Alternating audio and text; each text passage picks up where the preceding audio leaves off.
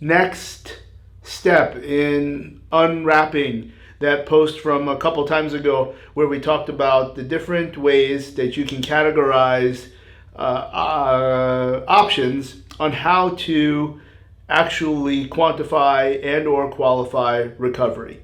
Lots of things that we talked about in previous posts related to this. The first was just the 5 categories: subjective, objective / testing, technological, and medical. Then we talked about subjective piece where we looked at using RPE, but appreciating that a number doesn't actually mean anything until you see something that number represents. That led us to more of an adjunct post where I did an Instagram story on can you use heart rate for a measure of readiness? And the answer is sort of yes and then sort of no, because I'm assuming that the question is, can I just measure someone's heart rate, even if it's once or any number of times, and then just base my training fluidity off of what I see?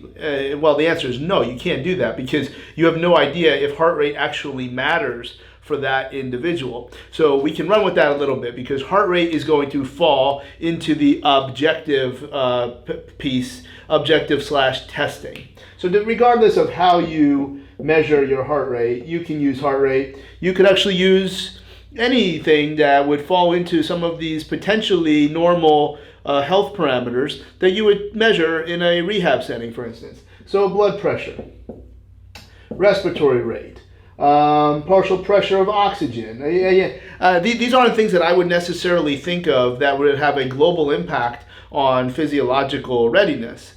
You can use whatever you want, whatever makes sense. Heart rate might make the most sense because there's a significant reason to believe that heart rate has some kind of function of left ventricular filling. And the thing is that you must be able to then correlate this to performance. Now, how long do you have to do that? Well, that could take weeks or months depending on how many data points you have. You can't just use heart rate because just because someone has a high heart rate, that just means they have a high heart rate. It means that at whatever the level of activity or at rest, that's how fast their heart beats. It doesn't mean that their training session is going to be adversely or even positively impacted by anything that you do if you only look at it once. It just says that maybe they're out of shape.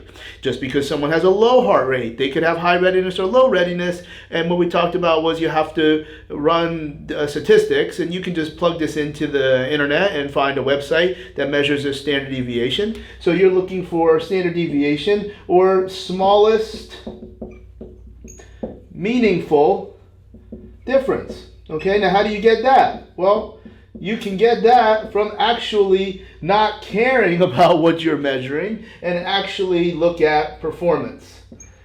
Okay, so in order to actually come up with your own level of readiness, which I would recommend for everyone to do, which we did for years with Omega Wave, we wouldn't just use red, yellow, and green. That's what everybody wants, and the little toys that give you advice on what to do that day based on an individual measure.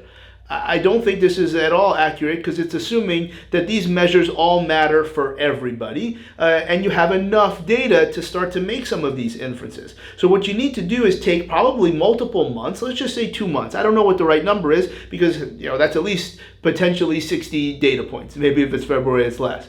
So now you're going to measure someone's heart rate and then you're going to run the data after 2 months and start to see not only what is this smallest meaningful difference from the standard deviation, but now when did you see the difference? So what is it in your training that they could not perform at the level that you wanted them to perform? That you have to have both in order to run these data points and these different forms of statistics. So whether you use things like this, which heart rate probably makes the most sense, and obviously these are, and there's probably a longer list as well that might give you a window into the safety, which is different than readiness, the safety of continuing with a particularly planned training session. You could also look at the testing measures. So now we could look at things such as vertical jump.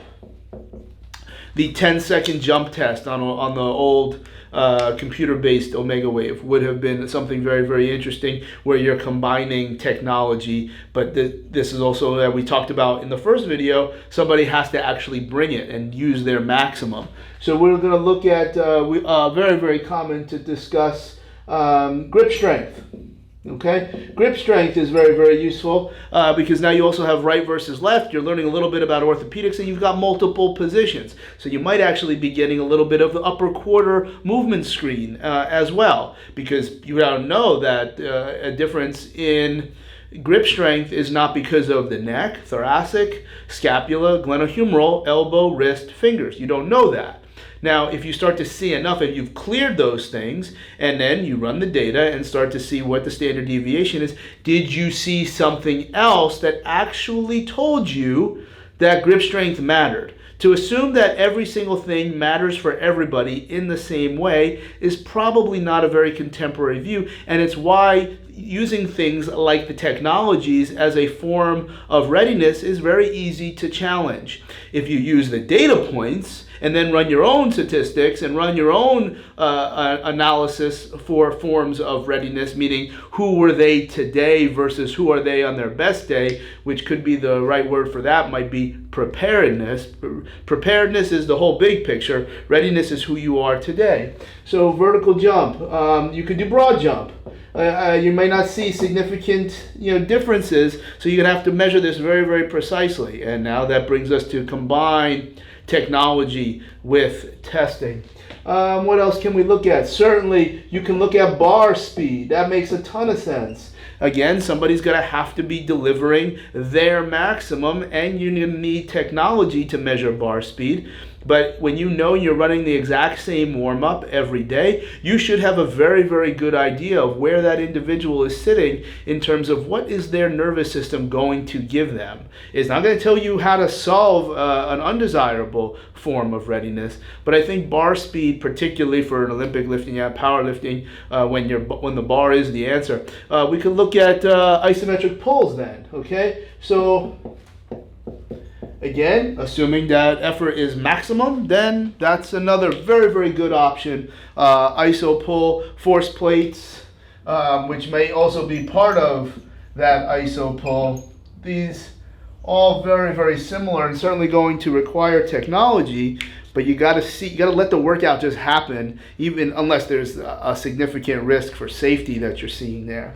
I'm sure we can go a lot of other places with bar speed, iso pull, and what you see in force plate, because you got to go back to the data and see where does this information show you a change in performance. What else can we think of here in terms of where we're at with these types of tests? Vertical, you got your jumps, grip strength. Certainly we should be looking at things that have a very low training age, so maybe med ball for distance. I think there are med balls that can measure different components of speed and or acceleration. That could be of interest. I'm sure there's others. This one is a little bit less discriminatory. Bottoms up kettlebell press. Okay. Now you probably don't have, even if you had 1 kilogram kettlebell, which I've never seen such a thing, but the gaps in the weights is going to be a limiting factor to help appreciate it. But maybe we can be very rudimentary, where if somebody can really do bottoms up, clean squat press with a 16 kilo, and then after the 33rd time they can't even do it with the 12, you have a good idea that something's going on that should change or maybe remediate your training session. Last thing that we'll throw right here is your submaximal fitness test. Okay, so now if you do have a beep test or a yo-yo test or anything that you're doing, then you just take the beginning part of it and then start to measure when you see people that, again, assuming with the beep test, you really can't, or those beep type tests with the yo-yo, you can't really dog it and still be in the game.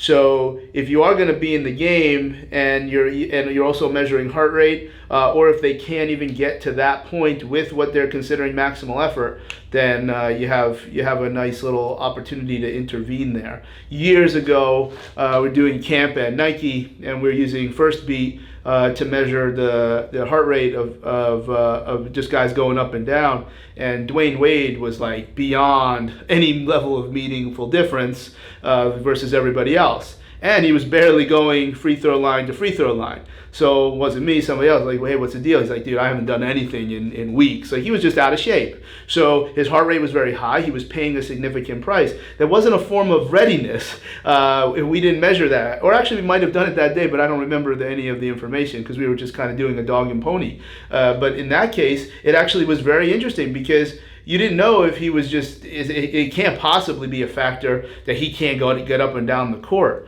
But that's where using a form of fitness, which was just playing pickup up and down, did give us some indication of where he was in his fitness approach. So we were certainly overworking him if he can't even get up and down the court, free throw line to free throw line. So all of these things come into play. But the most important thing to appreciate, no matter what you pick, let's just say 2 months, longer, probably better. You have to measure and then find the standard deviation and when or if when you got to that point, was there any change in performance?